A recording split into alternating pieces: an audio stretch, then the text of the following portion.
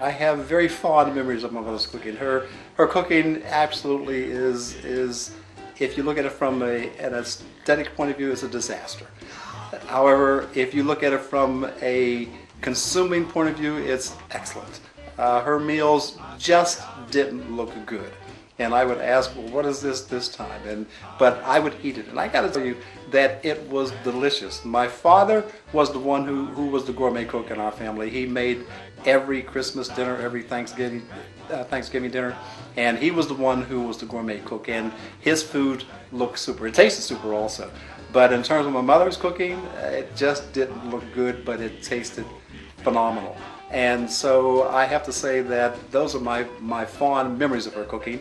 They don't look good, the dishes that she makes, but they taste superb. I can't say that she couldn't cook, but one thing I can say about her menus, as far as being real good, like when we were in school, she would make those cottage cheese and jelly sandwiches, which I couldn't take. And I don't eat cottage cheese today because I just didn't like the taste of that two things together.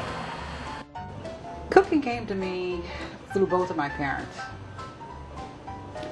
And I'd have to divide them up because my mother knew more about flavorings.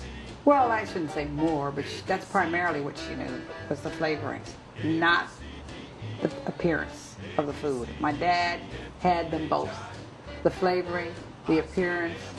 One Christmas, my father was sleeping in late, and my mother decided that she wasn't going to wait any longer. She went downstairs and started the preparations for the Christmas dinner. Well, that was not to be. I ran upstairs.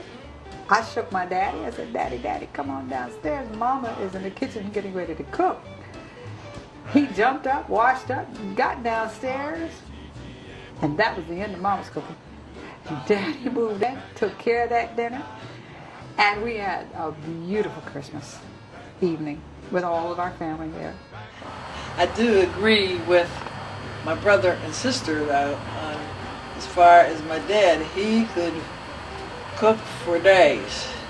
He'd always cook on Sundays, and always on the holidays. He would cook, but the only thing about him, he messed up every pan in the kitchen.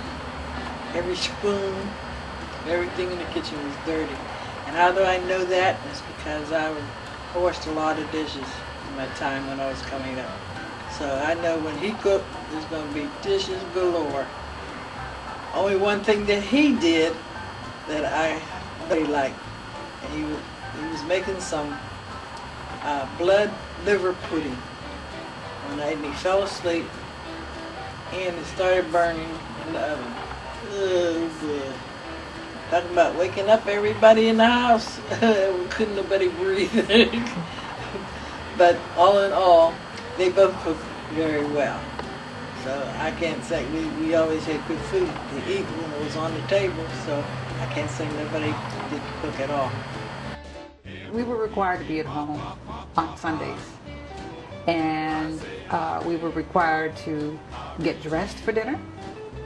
We were required to sit down in our assigned seats, because we did have assigned seats at the table. We were taught to eat in a proper manner. We were to use the utensils in a proper manner. And one of the things our father was very strict about, and if we didn't adhere to these things, we weren't allowed to have that meal.